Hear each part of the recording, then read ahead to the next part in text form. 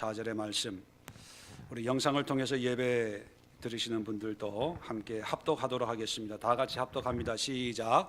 야곱이 이르되 형의 장자의 명분을 오늘 내게 팔라. 에스가 이르되 내가 죽게 되었으니 이 장자의 명분이 내게 무엇이 유익하리요? 야곱 오늘 내게 맹세하라. 에스가 맹세하고 장자의 명분을 야곱에게 판지라. 야곱이 떡과 팥죽을 에스에게 주매 에스가 먹으며 마시고 일어나 갔으니 에스가 장자의 명분을 가볍게 여김이었더라. 아멘. 자, 오늘 두 번째 시간으로 말씀과 현실 사이. 지난주에 이제 서론적으로 야곱의 삶을 보면서 야곱은 왜 하나님의 말씀은 받고 은혜는 누리지만 그의 삶에 그런 말씀에 합당한 모습이 드러나지 않을까, 그런 모습을 우리가 질문을 계속 던져보면서 말씀을 이루기 위해서 그렇다면 적당한 속임도 가능한 것인가? 하나님의 말씀을 이룰 수 있다면 거짓도 용서가 되는 것일까? 그렇게라도 하나님의 뜻을 이루는 것일까? 왜냐하면 야곱을 보면 그렇거든요. 형의 장자권을, 그게 판다고 팔고 산다고 사는 게 아니잖아요. 그만큼 욕심이 있다는 거죠. 아버지를 속이고 형을 속여서 아버지의 그 축복의 기도를 받고 자기를 거두어준 삼촌을 또 속여서 재산을 불리고 이런 걸 보면서 하나님의 말씀과 우리의 삶과 어떤 관계를 맺으면서 살아야 될까, 아마 많이 질문을 던지는 한 주간이 아니었나 그런 생각을 해봅니다. 자, 오늘 이 시간부터 하나씩 이제 풀어보려고 합니다. 왜 야곱은 그런 삶을 살게 되었을까? 자, 야곱에게 있는 문제, 야곱에 있는 약함이 어쩌면 우리의 문제이고 우리의 약함일 수도 있습니다. 우리도 은혜 받아요. 우리도 말씀을 통해서 하나님의 은혜와 긍휼과 사랑을 받고 신앙생활을 하고 있습니다. 그러니까 여기 앉아 있는 거지요. 또 간증도 있어요. 또 하나님이 베푸신 그런 확실한 삶의 흔적들도 있어요. 그래서 얘기하면 내 나름대로는 하나님에 대해서, 신앙에 대해서 얘기할 수 있습니다. 자, 그런데 그런 신앙이 정말 우리의 현실 속에서 말씀대로 이루어지는 그런 삶을 살고 있는가 하는 문제입니다. 그냥 믿음이라고 하는 포괄적인 개념이 아니라 성경에 말하고 있는 이런 말씀, 물론 우리가 다 성경에 100% 합당하게 살 수는 없죠. 왜냐하면 우리가 약하니까. 그렇지만 하나님의 말씀이 우리에게 임하고 그것이 은혜가 된다면, 은혜가 되는 말씀은 적어도 완벽하지는 않지만 완벽에 가깝게 그렇게 살면서 말씀과 삶이 거의 하나가 되는, 또 하나가 되려고 애쓰고 노력하는 그런 삶이, 그런 신앙이 돼야 되는데, 여러분 스스로 자문해 보시고 대답해 보십시오. 그렇게 해야 되는데 그렇게 하고 있는가 하는 거예요. 어쩌면 우리도 야곱과 같은 모습을 보여주고 있는지도 모르겠습니다. 은혜는 은혜대로 받지만 삶 속에서 내 생각, 내 판단, 내가 결정하고 그러면서 하나님의 은혜라고 생각을 하고 또 기도하고 또 하나님의 말씀에 순종해서 가라면 가고 서라면 서고 하는, 말씀으로 믿음으로 사는 것처럼 보이지만 실제적으로는 말씀과 상관이 없이 살아가는 그런 모습의 대표적인 인물이 야곱인데, 야곱의 모습을 보면서 왜 야곱은 이렇게 살아가고 있을까? 야곱의 문제를 세 가지로 정리를 해보려고 합니다. 첫 번째, 야곱이 왜 이렇게 말씀과 현실이 하나가 되지 못한 삶을 살고 있을까? 첫 번째 이유는 하나님에 대해서 하나님을 모르기 때문입니다. 19절, 25장 19절 이하를 보면 이제 몇 살에 아브라함이 이삭을 낳고, 또 26절에 보면 리브가 그 아들을 낳을 때 이삭이 60세였다. 이 나이를 우리에게 소개해 주고 있습니다. 이 나이를 참고해서 25장 7절에는 아브라함이 175세에 죽었다, 이런 나이를 우리에게 알려주고 있는데, 이걸 참고해서 우리가 계산해 보면 아브라함이 175세에 죽었으면 아브라함이 죽을 때 이삭의 나이가 몇 살이었을까요? 모르세요? 호적등본을 안 띄워봐가지고 잘 알잖아요. 아브라함이 이삭을 몇 세에 낳았나요? 100세에 낳았죠. 100세에 낳았으니까 75세였다는 거죠. 그러면 오늘 26절에 60에 이 쌍둥이를 낳았으니까 아브라함이 죽을 때 이 쌍둥이 나이는 몇 살이었을까요? 15살. 그죠?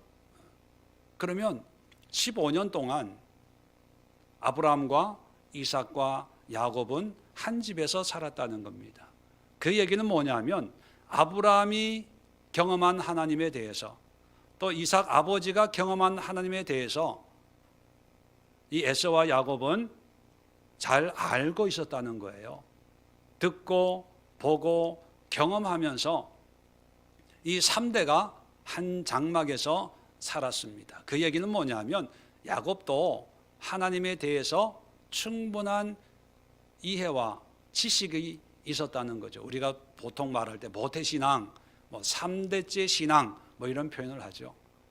자, 하나님에 대해서 알고 있는데도 불구하고 하나님과 하나가 되는 그런 삶을 살지 못한다는 것은 어떤 의미냐 하면 하나님을 아는 거와 하나님에 대해서 아는 거와 다르다는 걸 우리에게 알려주고 있습니다.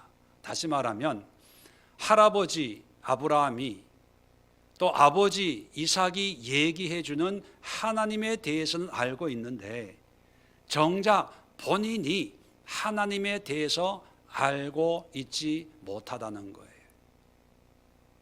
모태신앙 가지고 있는 분들이 다는 아니지만 그런 얘기를 하는 걸 듣습니다. 왜냐하면 저는 모태신앙이 아니라 중간에 삶이 완전히 이제 바뀐 그런 케이스이기 때문에 그런 얘기를 해요.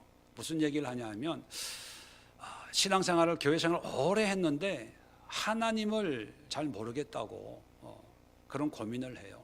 왜냐하면 너무 익숙하니까 어렸을 때부터 그냥 부모님 따라서 신앙생활을 하다 보니까 교회에 대해서 활동에 대해서는 너무 잘 아는 거예요. 여름 수련회 가고 겨울 수련회 가고 왜 그게 일상이었으니까. 근데 정작 중요한 하나님에 대해서는 모르겠다는 거예요. 은혜 받고 싶은데 뜨겁게 기도하고 싶은데 그게 잘 안 된다. 그런 고민을 하는 분도 없지 않아 있습니다. 아마 이 야곱도 그런 케이스가 아닐까. 하나님에 관해서 알고 있기 때문에 야곱은 어떤 하나님에 대한 이 시각을 가지고 있냐면 하나님이 말씀하시는 하나님이 아니라 자기가 바라보는 하나님, 자기가 자기의 방식으로 아는 하나님을 알고 섬기고 있는 거예요. 자, 그 결과가 어떤 표현으로 나오냐 하면, 자, 25장 23절에 우리 지난주에 살펴본 것처럼 태중에서 야곱과 에서가 싸우고 있어요. 싸우고 있는 것을 하나님이 교통정리를 해줍니다. 교통정리를 해주는데, 자, 23절에 두 국민이 내 태중에 있구나. 두 민족이 내 복중에서부터 나누이리니 이 족속이 저 족속보다 강하겠고 큰 자가 어린 자를 섬기겠다. 그런 말씀을 합니다. 자, 여기서 두 민족, 두 국민, 또 이 족속, 저 족속. 자, 이건 복수형이죠. 복수형인데 두 개가 아니라 엄청 많은 걸 의미합니다. 그리고 큰 자가 어린 자를 섬기겠다 이렇게 말씀을 해요. 자, 그러면 만약에 하나님의 말씀이니까, 사람의 말이 아니니까 태중에 있는 태아도 뭐 이 하나님의 말씀을 이제 알 수 있을까? 이건 몰라요. 그죠? 만약에 태아도 하나님의 말씀이니까 그걸 알고 있다고 한다면, 알게 됐다고 한다면, 여러분 같으면 형으로 나오고 싶어요? 아니면 동생으로 나오고 싶어요? 동생으로 나오고 싶겠죠. 왜? 형이 어린 자, 동생을 섬긴다고 하니까. 자, 그런데 야곱은 형이 되려고 먼저 나오려고 발버둥 치다가 그게 안 되니까 태 중에서도 에서가 힘이 세는 것 같아요. 그러니까 동생을 밀치고 에서가 먼저 나오는 거예요. 근데 그것을 발꿈치를 붙들고 나오는 거예요. 그 얘기는 뭐냐면 야곱이 장자가 되고 싶다는 그런 욕망이 태아에서부터 있다는 거죠. 자, 그런데 하여튼 동생으로 태어난 거예요. 이거 뭐 어쩔 수 없는 거죠. 그러면 형이 나를 섬긴다라고 생각을 하면 될 거 아닙니까? 그런데 이제 27절 이하에 보면 이제 아이들이 장성했어요. 청년이 됐다는 얘기예요. 자, 그런데도 야곱은 장자의 명분에 대한 미련을 버리지 못하고 굶주린 형에게 팥죽을 가지고 그 장자의 명분을 나한테 팔아라. 그럼 이 팥죽을 줄게. 그래서 이 장자의 명분을 취했다는 거예요. 자, 잘 보세요. 23절에 얘기하고 있는 것이 장자의 명분을 얘기하는 겁니까? 아니면 하나님이 베푸시는 특별한 은혜를 얘기하는 겁니까? 23절에 장자의 명분, 장자란 말이나 장자의 의미가 포함되어 있어요? 없어요? 여러분, 성경을 자세히 보면요, 하나님은 장자에 대해서 한마디 언급도 안 해요. 근데 사람들이 사회 관습과 풍습으로 첫 것은 하나님의 것이니까, 또 장자가 대표성이 있고 영적인 제사장이니까 그 가정에, 그리고 장자에게 갑절의 유산이 물려지니까 장자가 권위가 있어, 이렇게 인정하는 사회적인 관습에 따라서 하나님을 바라보는 거예요. 하나님은 장자의 명분하고 상관없이 그저 큰 자가 어린 자를 섬기게 하겠다. 그리고 두 국민, 민족, 족속이라고 하는 것은 당대에 이루어지는 거예요? 아니면 수백 년 뒤에 이루어지는 거예요? 이건 당대에 이루어지는 게 아니에요. 수백 년 뒤에, 적어도 야곱이 태어날 때부터 적어도 500년이 지나야, 500년, 600년이 지나야 애굽에서 종살이 하면서 장정이 60만 명이 출애굽을 했으니까 연세 드신 분들, 어린 사람들, 여자들 포함하면 한 200만, 300만 되겠죠. 뭐 정확하게 숫자는 모르지만 그때가 돼야 비로소 이 유대 민족, 유대 족속, 하나님의 백성, 국민, 이렇게 이런 칭호가 붙을 수 있는 거예요. 그런데 장자의 명분은 뭐예요? 아버지가 돌아가실 때 유산 2배 받고 장자로서 인정받는 것은 내가 살아있을 때예요. 장자의 명분은 죽으면 의미가 없어지는 거예요. 근데 지금 하나님이 야곱에게, 결론적으로 야곱에게 축복을 하는 거죠. 근데 이 야곱의 축복을 보면 장자하고는 상관이 없는데 야곱은 장자의 명분에 목숨을 걸어요. 그 이유는 뭐냐면 내가 장자의 명분을 가지고 있어야 하나님이 장자의 복을 준다, 이런 생각을 가지고 있는 거예요. 근데 여러분, 가인과 아벨 보세요. 동생을 더 인정해 주잖아요. 그것 때문에 형이 동생을 죽이는 일이 일어났지만 그 아벨을 통해서, 아벨의 후손을 통해서 하나님의 믿음의 대를 지금 이어가고 있는 거예요. 우리도 영적으로 아벨의 후손이에요. 아벨의 동생이에요. 아브라함과 이스마엘 보십시오. 배는 다르지만 아브라함을 통해서 이어지는 거니까. 이스마엘이 장자거든요. 근데 하나님은 약속의 씨로 이 땅에 태어난 이삭을 통해서 역사해요. 물론 야곱은 여기까지만 확인할 수 있겠지만 우리가 성경을 더 들여다보면 다윗이 장자였습니까? 아니에요. 아버지 이새가 사무엘이 기름 부으러 온다는 얘기를 듣고 다윗은 밀쳐놨어요. 너는 왕의 제목이 아니다. 그러면서 다른 형들을 일렬 정대로 불러다 앉혀놓고 면접을 보게 했던 거지요. 그런데 하나님은 다윗을 통해서 역사하세요. 솔로몬도 장자입니까? 아니거든요. 우리가 하나님을 안다고 하는 게, 그 안다고 하는 게 하나님을 아는 게 아니라 하나님에 관한 지식을 가지고 그 지식에다가 사회적인 관습과 풍습과 전통과 가치관으로 하나님은 이런 하나님, 그렇게 정의를 내리고 그런 자기가 정해놓은 하나님을 자기 방식대로 신앙생활을 하면서 그것이 믿음이라고 여기는 경우가 너무 많다는 거예요. 자, 그러니까 하나님과 자기가 믿는 하나님은 엄밀하게 보면 다른 하나님이에요. 다른 하나님이기 때문에 하나님이 진짜 하나님의 말씀하시는 그 말씀이 내가 만든 하나님을 믿는 내 삶 속에 결코 들어올 수가 없는 거예요. 평행선을 긋는 거예요. 야곱 보세요. 열심히 일하고 수고하고 기도도 해요.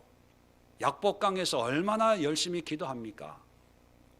그래도요, 하나님과 평행선을 그어요. 여러분, 아브라함의 하나님, 이삭의 하나님, 야곱의 하나님 할 때 우리는 아브라함이 대단하고 이삭이 대단하고 야곱이 대단하다고 생각을 합니다. 야, 어떻게 믿음 생활을 했기 때문에 하나님이 이렇게 축복을 하지? 그래서 아브라함을 우리가 존경하고 이삭을 존경하고 야곱을 존경합니다. 그런데 성경에서 아브라함의 하나님, 이삭의 하나님, 야곱의 하나님이라고 하는 것은요, 아브라함이나 이삭이나 야곱이 대단해서가 아닙니다. 어떤 면에서는 더 문제가 많은 그런 인간들인데, 그럼에도 하나님이 이런 사람을 통해서 이렇게 한 민족을 이루고 믿음의 조상으로 세우고 하나님의 나라를 세우는 그런 일꾼으로 내가 세웠다, 그런 의미로 하나님을 드러내기 위해서 그런 표현을 쓰는 거예요. 아브라함의 하나님 할 때 아브라함을 통해 역사하시는 하나님, 이삭을 통해 역사하시는 하나님, 야곱을 통해 역사하시는 하나님을 우리는 바라봐야 돼요. 그 하나님을 알아야 되는데 우리는 성경을 통해서 그 하나님을 알려고 하지 않고 사람을 알려고 해요. 그래서 아브라함에 대해서는 결과가 좋으니까 아브라함에 대해서는 다 좋게 해석을 해버려요. 이삭에 대해서는 다 좋게 해석을 해버려요. 야곱에 대해서는 다 좋게 해석을 해버려요. 다음에 난 베델 사건, 그죠? 베델에서 하나님의 집을 짓겠습니다. 11조를 드리겠습니다. 이런 헌신을 믿음의 헌신이라고 얘기하고, 그 다음에 약복강, 야곱처럼 기도해야 돼. 환도뼈가 부러지도록 하나님께 씨름해야 돼. 그래야 이스라엘이라고 하는 이름이 바뀌어져. 약복강의 은혜가 있어야 됩니다. 그렇게 얘기해요.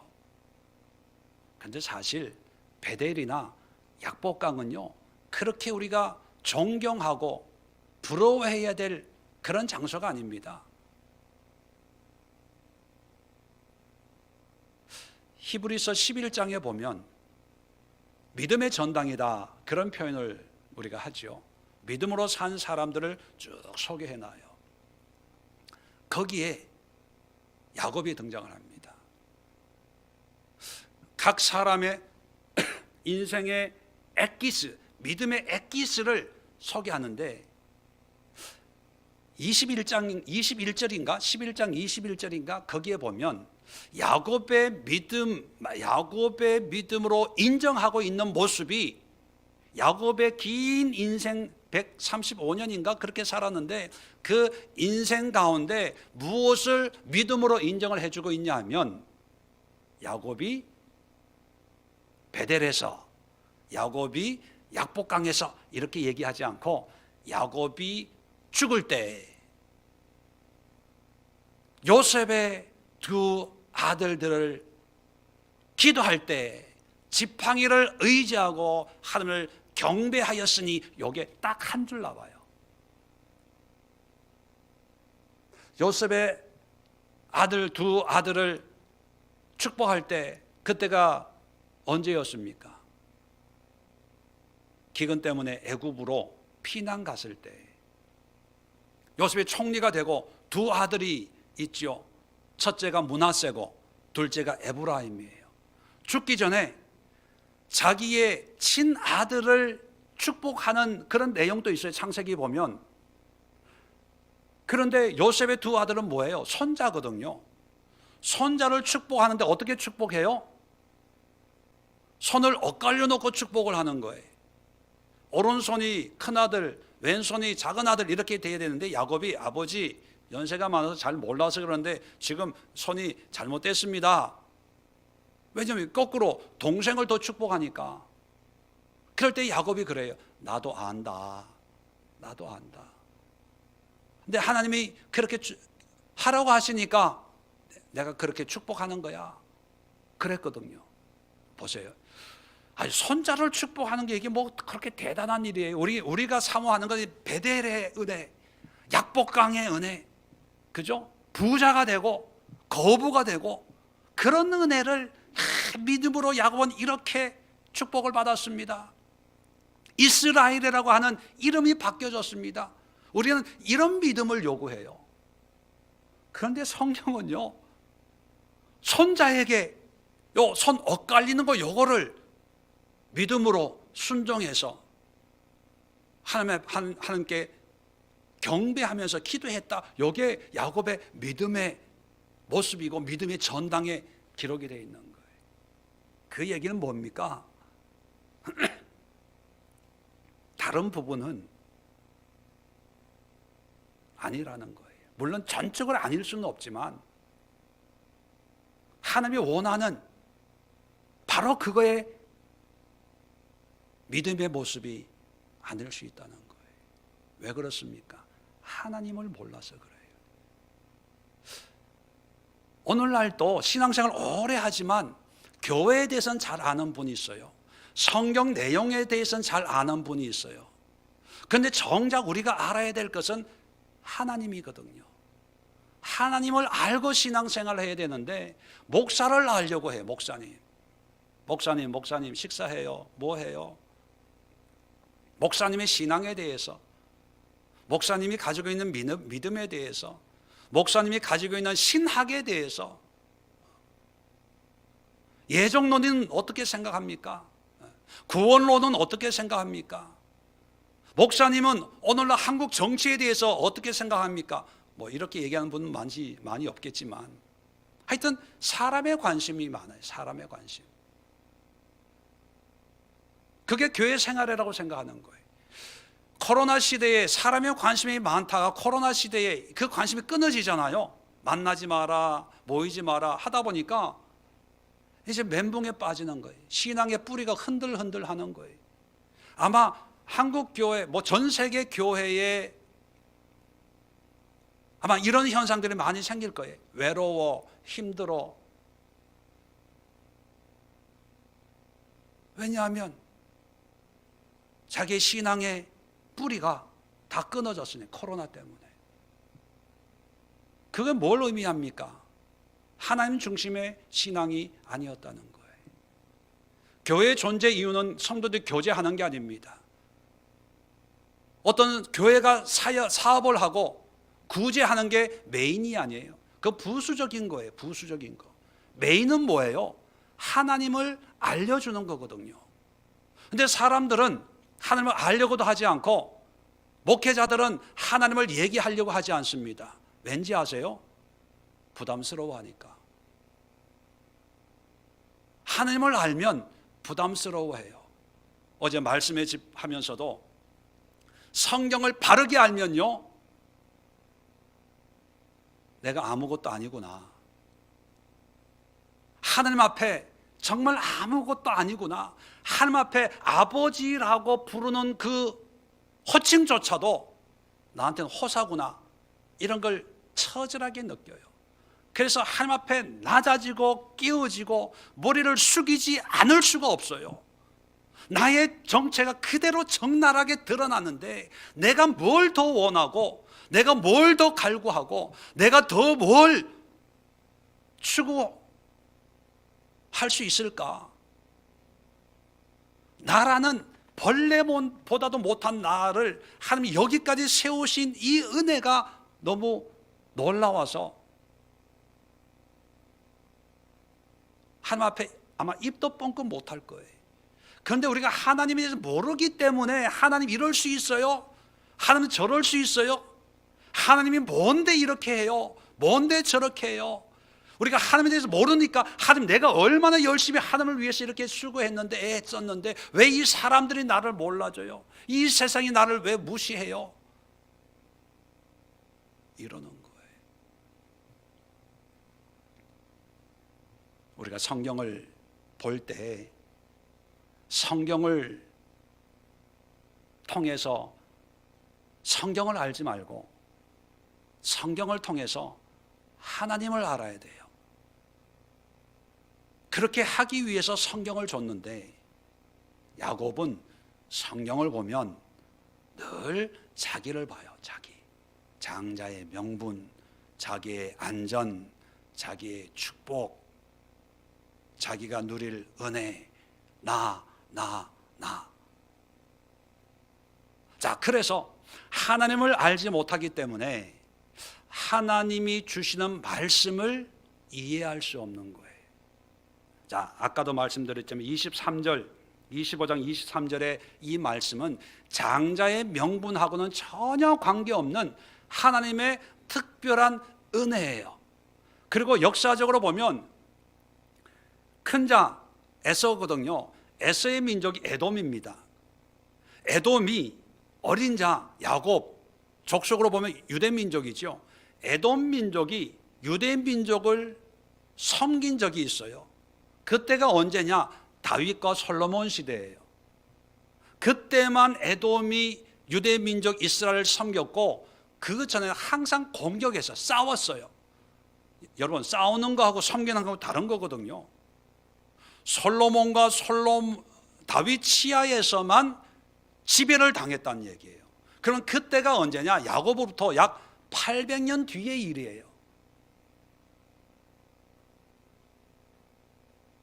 자, 그런데 그래서 제가 말씀드리고 싶은 것은, 하나님이 장자의 축복을 얘기하는 게 아니고 하나님의 특별한 은혜를 얘기하는데, 야곱은 오늘 본문에 보면 장자의 명분에 목숨을 건다는 거예요. 그러면 이 말씀을 제대로 이해하고 있는 거예요? 못하는 거예요?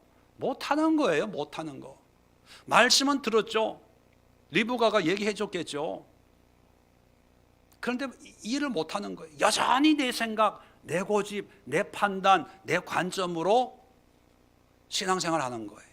자, 그 다음에 베델 또 한번 볼까요? 베델 28장 13절 봅시다.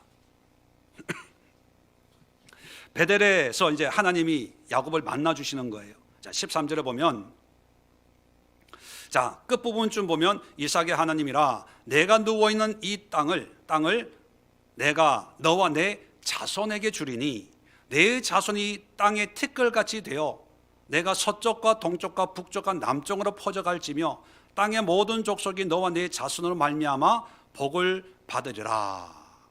자, 이건 뭐예요? 너만 축복하는 것이 아니라 너의 후손들도 축복하고 너의 후손들만 복 받는 것이 아니라 땅의 모든 족속이 복을 받는 거예요. 그죠? 자, 그리고 15절에 내가 너와 함께 있어 내가 어디로 가든지 너를 지키며 너를 이끌어 이 땅으로 돌아오게 할지라. 내가 내게 허락한 것을, 허락한 게 뭐예요? 13절 14절에 그 축복을 약속을 한 거죠. 그것을 다 이루기까지 너를 떠나지 아니하리라. 무슨 얘기입니까? 하나님은 장자의 명분 거기에 매여 있는 것이 아니라 야곱을 통해서 장차 이룰 큰 민족과 이 유대 민족을 통해서 모든 족속이 복을 받는 그런 큰 그림을 얘기해 주는 거예요. 그래서 너는 죽을 수 없어, 너는 망할 수 없어, 내가 지켜줄 거야 약속을 해요. 자, 이 말씀을 받고 20절 보세요. 야곱이 서원해요. 뭐라고 서원하냐면 하나님이 나와 함께 계셔서 내가 가는 이 길에서 나를 지키시고 먹을 떡과 입을 옷을 주시어 내가 평안히 아버지 집으로 돌아오게 하시면 여호와께서 나의 하나님이 되실 것이요 내가 기둥으로 세운 이 돌이 하나님의 집이 될 것이요 하나님께서 내게 주신 모든 것의 10분의 1을 내가 반드시 함께 드리겠나이다. 자, 여러분 보세요. 하나님의 말씀과 야곱이 서원하는 것이 같은 의미가 연결이 되는 거예요? 아니면 딴소리 하는 거예요? 딴소리 하는 거예요. 딴소리. 하나님은 큰 그림, 지금 당장은 아니지만 장차 너를 통해서 이렇게 역사를 할 거야. 땅의 모든 족속을 위해서 나는 네가 필요해. 그러는데 그래 지켜준다고 얘기하는 거예요. 그런데 야곱은 지금을 얘기해요.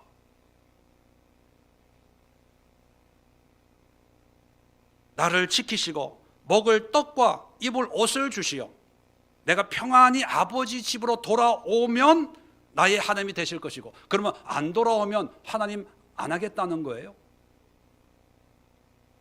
그런 사람 있잖아요. 응답해 주시면 내가 열심히 하고 응답 안 해주시면 나 교회 안 다닐 거예요. 똑같은 거예요. 그렇게 해주시면 하나님의 집 베델이 되고 11조를 드리겠습니다.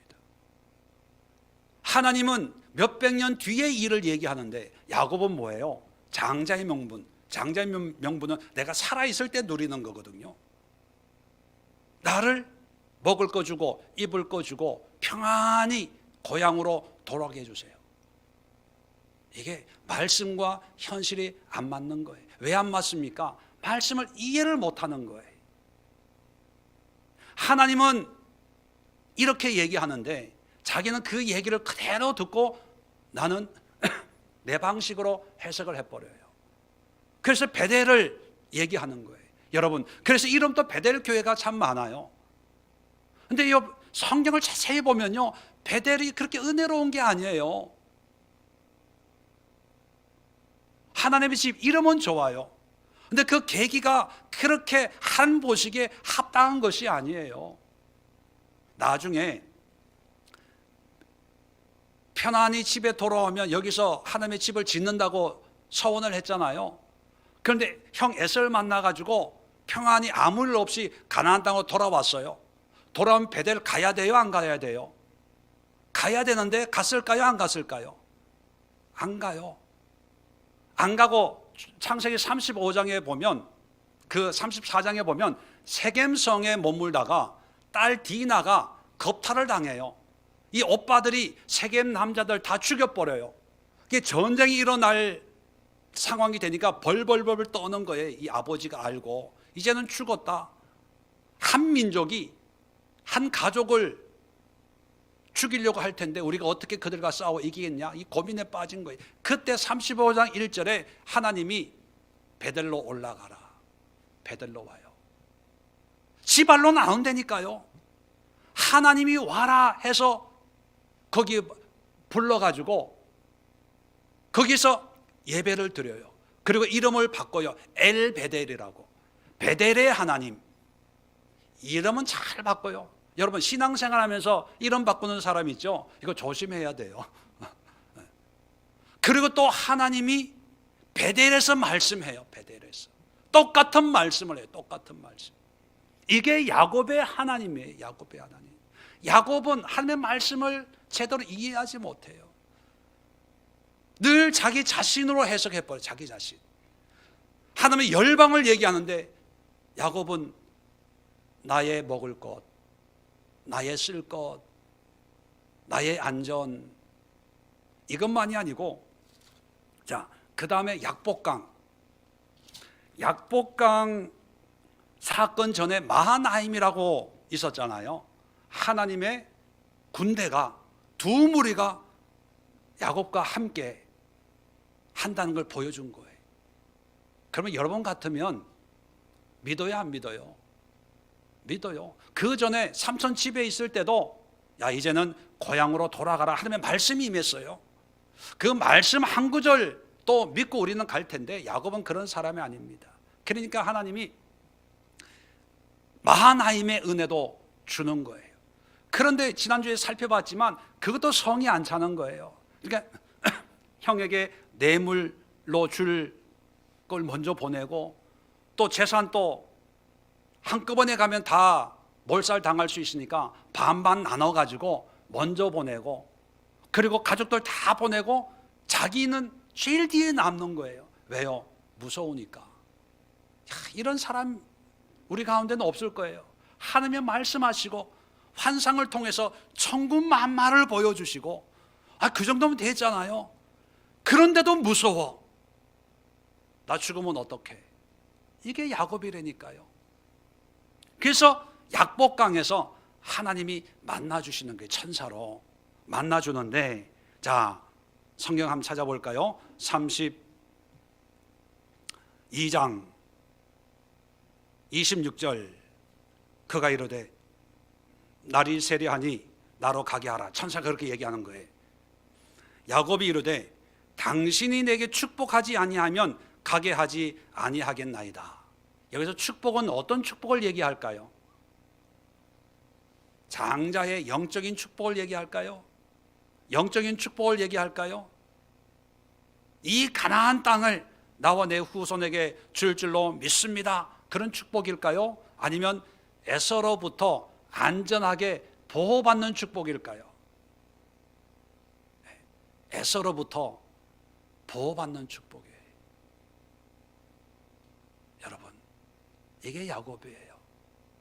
하나님이 아무리 큰 걸 보여줘도 야곱은 항상 자기 것만 봐요. 자기 거. 자기.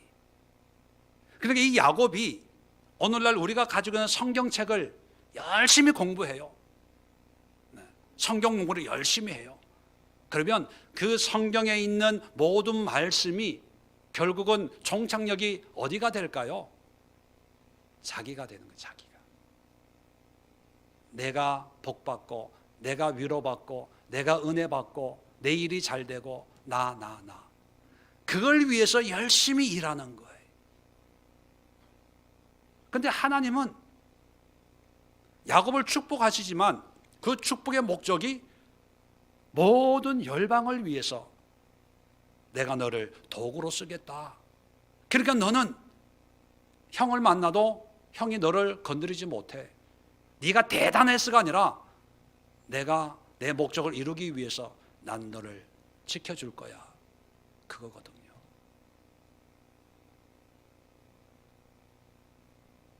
그런데 야곱은 말씀과 나와 하나를 만들어요. 그러니까 하나님의 말씀과 내 삶이 하나가 될 수가 없는 거예요. 오늘날 그리스도인들도 기독교를 종교화 시켜버렸어요. 종교화라는 건 뭐냐면, 종교라는 거는 나의 위로, 나의 안식, 나의 문제를 어떤 초월적인 존재에 의해서 해결받으려고 하는 게 그게 종교잖아요. 근데 여러분, 기독교는 종교가 아니다는 말은 아마 많이 들었을 거예요. 종교가 아닌 이유가 뭐냐면, 기독교는 나의 유익을, 나의 위로를, 나의 원함을 추구하는 종교가 절대로 아니에요. 기독교는 철저하게 하나님의 영광, 하나님의 의, 하나님의 뜻을 이루는 종교예요. 자, 그러면 그럴 거예요. 그러면 우리에게 유익이 없는 그런 하나님을 뭐하러 믿어요? 믿을 필요가 없네. 나에게 유익이 안 되는데 뭐 이렇게 힘들게 주일마다 교회에 와서 예배 드리고 봉사하고 할 필요가 뭐가 있어요? 그렇게 얘기할 거예요. 그런데요, 하나님을 영원하게 하면 하나님이 은혜를 우리에게 베풀어 줘요. 다시 말하면 하나님을 섬기는 것이 곧 나의 유익을 구하는 거고, 하나님을 예배하는 것이 나의 문제를 해결하는 거예요. 그러면 나는 하나님을 섬기면 내 일은 누가 해줘요? 하나님이 내 일을 해줘요. 그게 기독교예요. 지금 야곱에 계속 말씀하는 게 그거예요. 야곱, 네가 뭘 해라가 아니라 내가 큰 민족을 이루고 모든 족속으로 너와 너 후손으로 말미암아 복을 받게 하겠다. 그것을 이루기까지 내가 너를 지키고 떠나지 않겠다. 뭐예요? 하나님의 뜻에 합당한 삶을 살면 하나님이 지켜주시는 거예요. 그런데 오늘날 기독교인들은 이걸 다 바꿔버렸어요. 내가 축복을 받고 내가 다른 족속을 섬긴다고 생각을 해요. 내가 은혜 먼저 받고 여기서 은혜라는 건 어떤 환경적인 이런 은혜를 받고 그걸로 누굴 돕고 섬긴다고 생각을 해요. 자, 호세아 12장을 한번 열어봅시다. 자, 이게 얼마나 중요한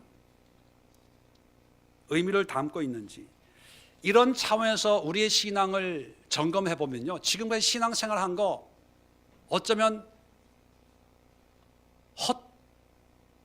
헛되게 신앙생활 한 분들이 엄청 많을 거예요. 자, 호세아 12장 3절. 자, 1267면입니다. 야곱은 모태에서 그의 형의 뒷발꿈치를 잡았고 또 힘으로는 하나님과 겨루되 천사와 겨루어 이기고 울며 그에게 간구하였으며 하나님은 베델에서 그를 만나셨고 거기에서 우리에게 말씀하셨나니. 자, 3절 4절이 야곱의 어떤 인생의 엑기스예요. 중요한 야곱의 인생을 우리에게 이렇게 이제 간결하게 요약을 하고 있는 거죠. 자, 여기서 하나님이 우리에게 말씀하셨다는 거예요. 지금까지 하나님 말씀한 걸 우리가 찾아봤지 않습니까? 자, 이 말씀의 의미를, 자, 5절입니다. 연결되는 거예요. 말씀하셨으니 5절. 여호와는 만군의 하나님이시라. 여호와는 그를 기억하게 하는 이름이니라. 자, 이런 말씀을 했는데 여호와는, 하나님은 만군의 하나님, 전지전능하신 세상의 왕이라는 거예요. 그리고 여호와는 그를 기억하는 이름, 여호와라고 하는 것은 바로 이러한 하나님을 기억하게 하는 그런 호칭이라는 거예요. 다시 말하면 하나님이 주인이라는 거예요. 주인공. 자, 그래서 6절입니다. 그런즉입니다. 그런즉 밑줄 그어놓으세요. 너의 하나님께로 돌아와서 인애와 정의를 지키며 항상 너의 하나님을 바랄지니라. 자, 야곱의 삶을 우리가 지금 살펴보고 있는, 창세기 살펴보고 있는 이 야곱의 삶을 얘기하고 있는 목적이 뭐냐면, 야곱이 축복을 받고 야곱이 은혜를 누리고 하는 것이 아니라 야곱을 통해서 역사하는 하나님이 만군의 하나님이고 그 여호와가 만군의 하나님을 기억하게 하는 이름이다.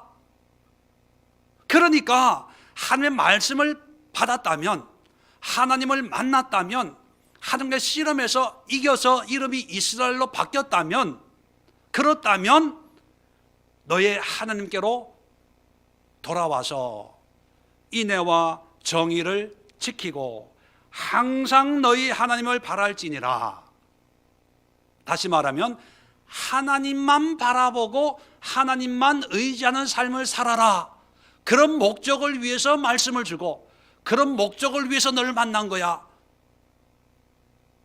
이게 하나님의 뜻이라는 거예요. 이해되시면 아멘.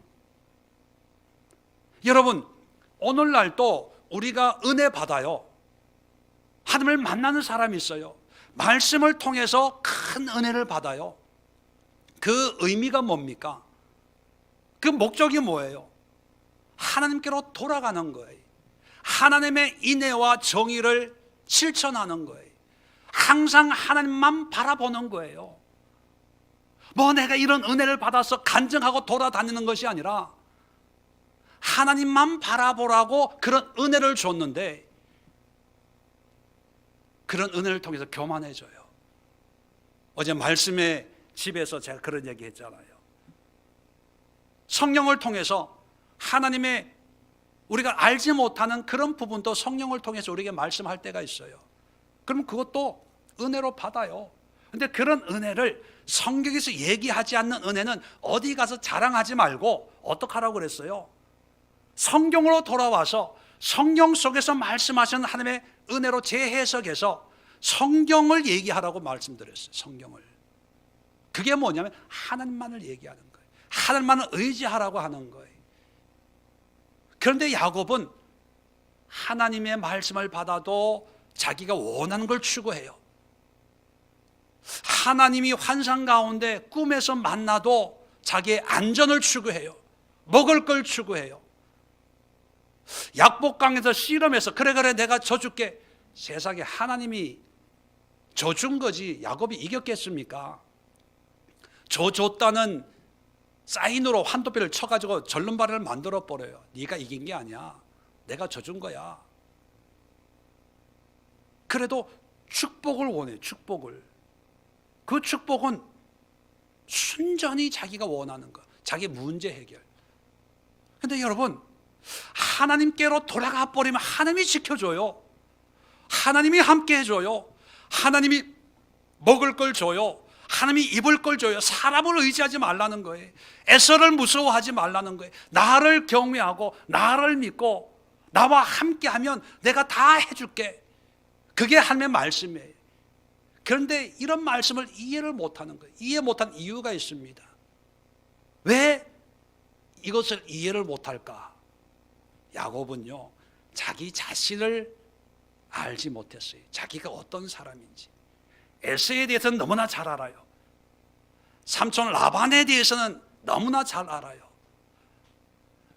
레아와 라헬에 대해서는 너무나 잘 알아요. 형 에서에 대해서는 너무나 잘 알아요. 그런데 정작 자기는 몰라요. 자기가 어떤 사람인지. 의학 용어 가운데 야곱 증후군이라는 말이, 그 병명이 있습니다. 영어로 제이콥 신드롬. 그건 뭐냐면 남자아이한테만 나오는 염색체 이상이 있어서, 보통은 남자아이는 XY 염색체인데 Y가 하나가 더 있는 거예요. 그래서 한국말로 번역한 걸 보니까 초남성 증후군. 그래서 그걸 어떻게 설명을 했냐면, 남성적인 기질이 강해서 자기가 원하는 것이 집착하다 보니까 행동 과잉, 행동 조절 장애가 생기는 거예요. 저거 나 갖고 싶어 그러면 막 누구 말도 안 듣고 막 가지려고 하는 그런 성향이, 의학적으로 이제 염색체를 연구해 보면 한때는 교도소에 범죄를 저지른 사람들을 조사해 보니까 이런 현상이 있다. 그래서 크리미널 신드롬 이렇게 이름 또 붙였다고 그래요. 근데 그게 맞냐 안 맞냐 이런 뭐 논란의 여지는 뭐 많이 있다고 하는데 자세한 건 제가 모르겠지만 병명이 하여튼 그런 게 있다는 거예요. 근데 이 병명이 가지고 있는 특징 중에 하나가 뭐냐면 소유욕, 집착욕. 그럼 왜 이름을 야곱 증후군이라고 했을까? 야곱에서 나온 거거든요. 야곱이 집착하거든요. 발꿈치 뒤를 붙들고 나왔다는 그 모습부터 장자에 대한 집착, 장자권을 팥죽으로 살 때 그 집착, 또 아내를 맞이할 때, 결혼할 때도 얼마나 집착을 했으면 여러분 같은 한 여자를 위해 7년을 일하겠어요?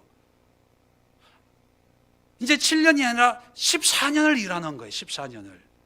얼마나 집착이 강합니까? 부에 대한 집착을 보일 때 삼촌 또 막 속여요. 자기의 안전에 집착을 추구할 때 하나님의 천사하고 밤새도록 씨름하는 거예요. 이게 믿음인지 하나님이 어떻게 판단할지 모르겠지만 다른 모습으로 보면 집착이에요. 집착. 자기 애, 나는 죽으면 안 돼, 나는 손해보면 안 돼. 가족들은 다 강을 건너게 해놓고, 여러분 이런 남편 여러분 신뢰가 됩니까? 당신 먼저 가봐. 괜찮은지. 도둑이 들었는데, 강도가 들은 것 같은데, 아내 보고 당신이 먼저 들어가봐. 도둑이 있는지. 이러면 그 아내가, 야, 우리 남편 역시 지혜로워, 나를 먼저 보내고. 이게 야곱이에요. 야곱은 자기 안에 그런 성향이 있어요. 자기 애에 대한. 그러니까 하나님의 말씀도 귀로 들어와서 마음으로 내려가면 하나님의 열방인데, 야곱은 나의 안전, 나의 먹을 것, 나의 입을 것, 하나님이 너를 지켜주고 보호해줄게, 걱정하지 마. 그래도 지금 형으로부터 지켜주세요. 지금 안전을 보호해주세요. 자, 하나님이 계약서를 내밀었거든요. 내가 너를 지켜줄게, 안전하게 이 땅으로 돌아오도록 내가 해줄게. 그런데 하나님이 쓴 계약서는 못 믿어. 자기가 쓴 계약서를 내미는 거예요. 약복강에서 나를 축복해 주세요. 여러분, 야곱은 이 성경을 읽어도 다 자기로 해석하는 거예요. 자, 이런 상태의 마음과 생각을 가지고 있다면 하나님의 말씀이 어떤 은혜, 어떤 말씀을 줘도 하나님의 말씀을 이해할 수 있을까요? 없어요. 그러면 이해하려면 어떻게 해야 됩니까? 나의 상태를 알고 내 마음과 생각의 약점을 파악하고 그거를 고쳐야 되는 거예요. 그게 회개입니다. 회개가 죄 지은 거에 회개하는 게 절대로 아니에요. 내 마음의 상태와 성향에 대해서 하나님의 마음, 말씀으로 돌아가는 게 그게 회개예요. 그래서 야곱은 삶 속에서 한 번도 회개가 없었어요. 회개가. 그게 문제예요.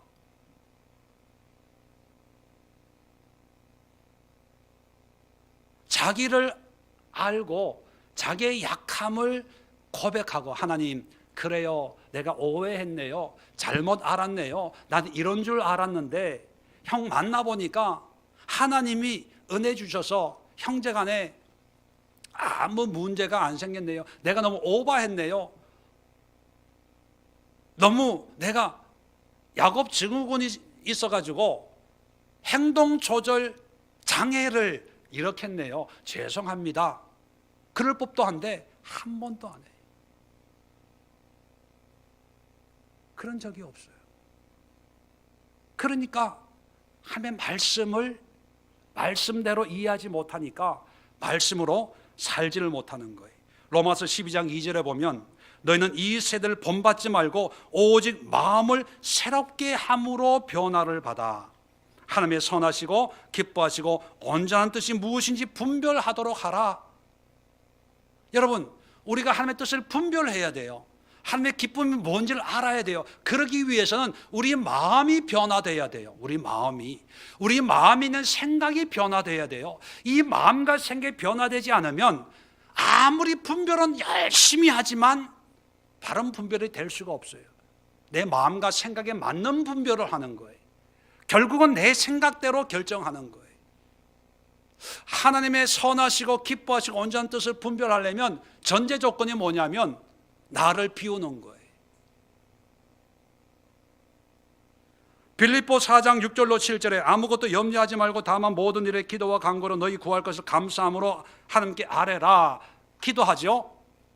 기도하라는 거예요. 자, 7절 그리하면 모든 지각에 뛰어난 하나님의 평강이 그리스도 예수 안에서 너희 마음과 생각을 지키시리라. 우리는 기도하면 환경이 바뀐다고 생각해요. 그런 목적으로 기도해요. 그런데 하나님은 그렇게 기도하면 우리의 마음과 생각을 지켜준대요. 하나님과 하나가 되는 그런 마음과 생각을 오염되지 않도록, 또 옛날에 내 마음과 생각으로 돌아가지 않도록 내 마음과 생각을 지켜주는 거예요. 아니 그러면 마음과 생각을 지켜주는 게 무슨 응답이야?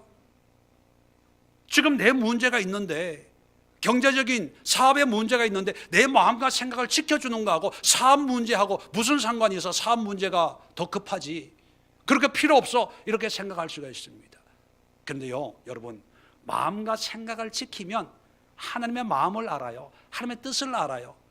하나님의 기뻐하심이 뭔지를 분별할 수 있게 되는 거예요. 그러면 하나님이 기뻐하시는 뜻으로 사업 문제를 해결해 나가면 그것이 하나님의 축복의 길을 가는 거예요.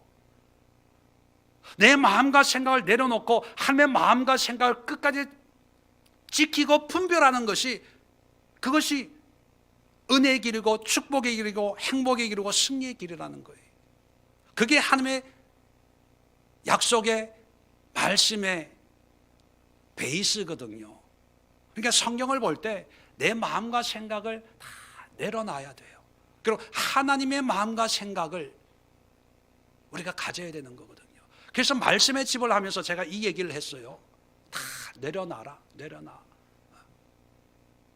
그걸 내려놓지 않으면 성경을요 백독해 보세요. 결과는 똑같아요. 하나님의 마음과 생각을 내가 가질 때 성경을 읽으면 이 말씀이 그제서야 보여지고 들려지고, 아 이거구나. 그러니까 내 생각으로 분별한 말씀으로 살려고 하니까 사는 게 힘든 거예요. 힘들어요. 안 되는 거예요. 그런데 하나님의 마음과 생각으로 살 때에 비로소 말씀이 쉬워지는 거예요. 살게 되어지는 거예요.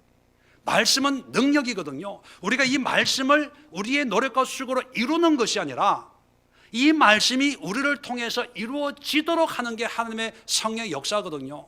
그래서 말씀은 어려운 게 아니라고 말씀을 드렸어요. 초기 교인들은요, 구약 성도들이나 신약 성도들이나 이 말씀을 우리처럼 읽는 것이 아니라 듣는 거였어요. 듣는 거. 여러분처럼 설교 듣고 평생을 신앙생활을 하는 거예요. 하나님의 영광을 위해서. 어려운 게 아니에요. 그럴 때 우리가 어려운 거는 우리가 어렵게 만드는 거예요. 뭘로 어렵게 만드냐? 내 생각, 내 마음으로 어렵게 만드는 거예요. 그러니까 내 생각, 내 마음으로 말씀을 보고 말씀으로 살려고 하니까 어려운데 제일 어려워하는 사람이 누군지 아세요? 본인이에요. 본인이 제일 어려워해요. 왜? 내 생각, 내 마음으로 살아내니까. 그러니까 어려우니까 포기하는 거예요. 어려우니까 타협하는 거예요. 어려우니까 도망가는 거예요. 그러면서 모든 문제는 다른 데 있다고 생각을 해요. 그리고 자기는 만족해요. 아, 너무 편해. 타협하는 거죠. 여러분, 말씀은 결코 어려운 게 아닙니다. 말씀과 삶은 동떨어져 있는 게 아니에요. 불가능한 게 아니에요. 불가능한 거라면 하나님 이런 걸 안 주셨겠죠. 불가능한 거라면 이 지구상에 예수 믿는 사람 다 없어져야 돼요. 다 도망가야 돼요. 근데 그렇지 않지 않습니까? 우리가 그 말씀의 비밀을 알아야 됩니다.